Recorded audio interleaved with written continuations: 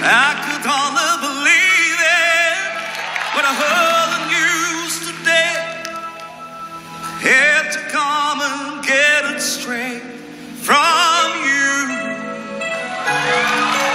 So tell me all about it. Tell me about a plans we making. Tell me one thing more before I go. Tell me, how am I supposed to live without you?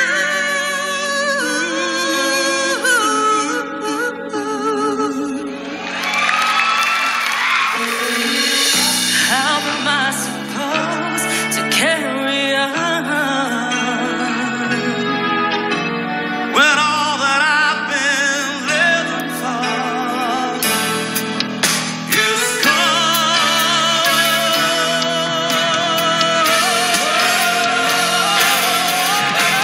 I don't wanna know the price I'm gonna pay for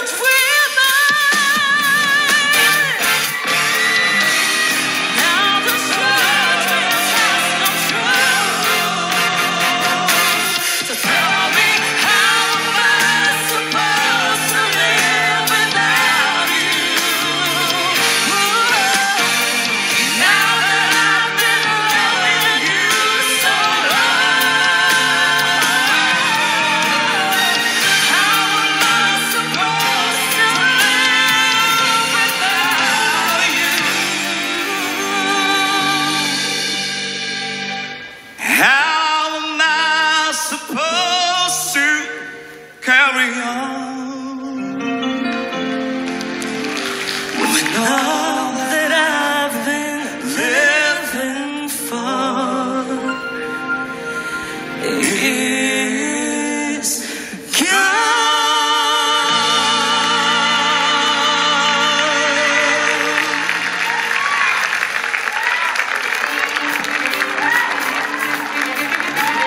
Coaches, sa tingin nyo ba mahihirapan si Coach Chito na magdesisyon with that performance?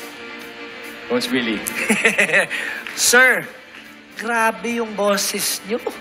Nakakakilig, nakaka-inlove, nakaka-good vibes yung boses mo. And then a little sprinkle of dessert with sugar coating para kay ate girl Jaan. You guys sounded wonderful, honestly. Great job, Coach Tito. Good job, man. Coach Julie.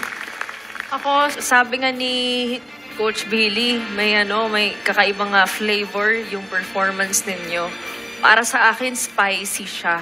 Galing ng vocals, galing ng harmonies. Good start. It was a very strong start. Till the end. Ang ganda.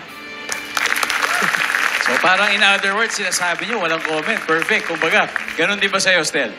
Ako po may masasabi. Ayan. Ano yun? Ano bida-bida? Sobrang bida-bida.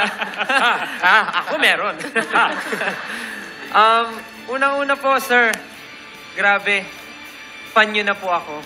Wow! Sobrang... ito yung literal na binuhay nyo ang katawang lupa ko. Grabe.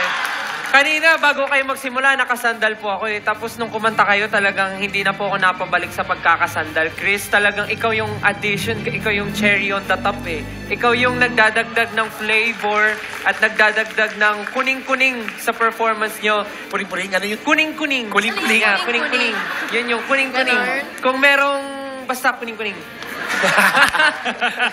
Coach Chito, nai-imagine ko na kung gaano ka siguro kinikilig sa observations ng tatlong fellow coaches mo. Pero kamusta ang pakiramdam ngayon na nakita sila ngayon?